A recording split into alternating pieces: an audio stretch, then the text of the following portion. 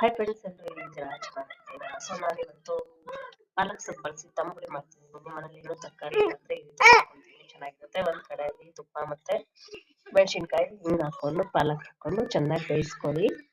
So ಈ ರೀತಿ ನೋಡಿ, ಈ ರೀತಿ ಬೇಯಿಸ್ಕೊಂಡಿದ್ದೀನಿ. ಇದನ್ನ ನಾವೀಗ ಮಿಕ್ಸಿ ಜಾರಿಗೆ ಹಾಕೋಣ.